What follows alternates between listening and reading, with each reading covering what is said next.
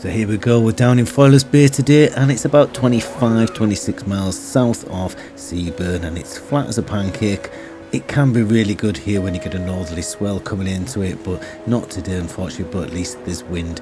This is the Brent Bravo oil rig. It's one of the largest in the world. It is here for decommissioning, so they've come to die here, but also it's the birthplace of the turbines with the largest turbine factory. There's a power station here, so like I say, it's like a Mad Max kind of Thunderdome scenery with a nature reserve on one side and industrialised on the other. Hi guys, and welcome back. Hope you're all keeping well.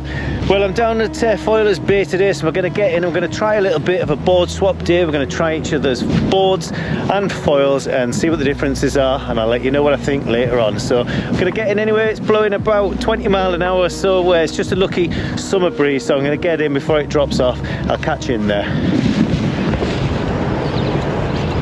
I love the picturesque nature versus industrial look of it round here, and I'm down today on my curved double XLH of course, but I'm going to try out Andy's Spitty and Grant's Eagle and just compare them, so hold tight for that at the end. I'll see you then. I'm going to get in, I'll speak to you in a bit.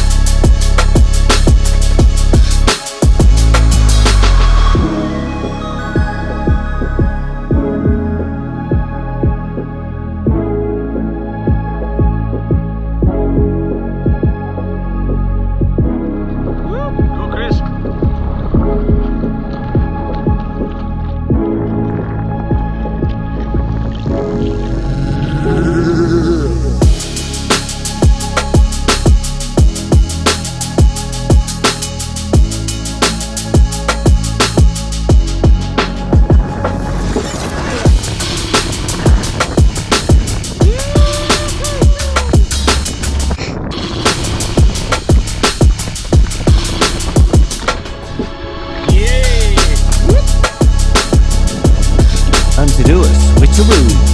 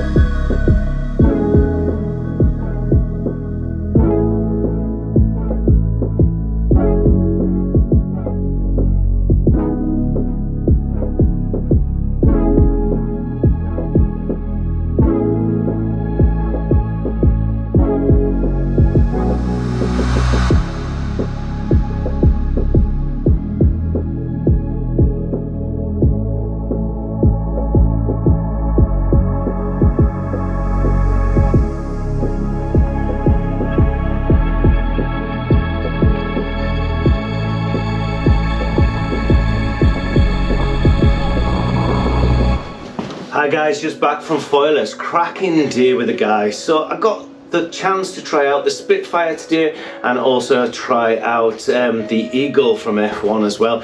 Two fantastic wings. Tried them back to back, both on 85 litre boards, which I found easy enough to get up. The Eagle was hard to get up onto plane because it was only 960 centimetres squared. The Spitty was an 1100, so that was a lot easier to get up onto foil, but I did find it a little bit twitchy when I was up on foil. It was on a super short fuselage.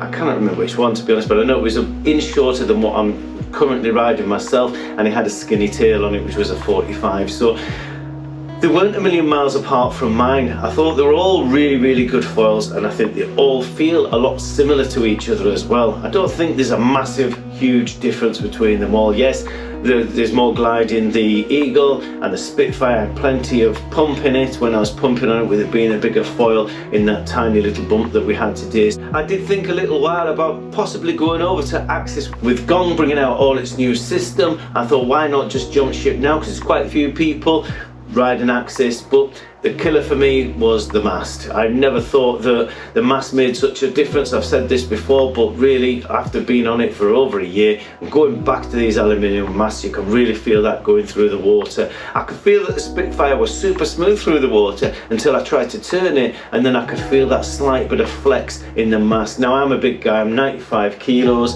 and being that way, pushing that hard on those foils, I can make those masts bend that little bit, and I find that's a little bit annoying now after being on such a stiff mast. My carbon mast and setup is super stiff with a titanium fuselage that I've been spoilt. Could I go back to aluminium? Probably not. So that would mean if I swap system, I've got to buy a carbon mast as well. I couldn't possibly go back to the aluminium, and I'm not prepared to do that. I do love my Gong kit. As I've said a million times, it's great value for money. It's a great bit of kit, and it's just confirmed it today by going on these two foils, but they did make me think a little bit different. So the Spitfire with its shorter fuselage made me think, should I go even shorter with the fuselage in Gong system? I thought that the Eagle being 10 aspect ratio was a fantastic aspect ratio, and there was much more glide than I was getting from my Curve H's, even though it was in a small size.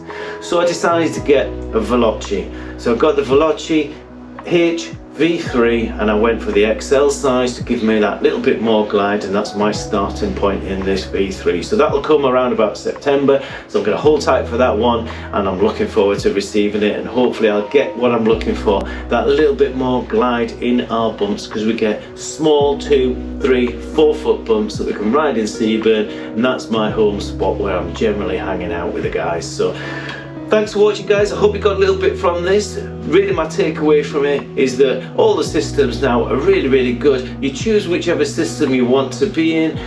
Look at what everyone else is riding in your area. It's good for second-hand wings off each other if there's a few of you riding the same stuff.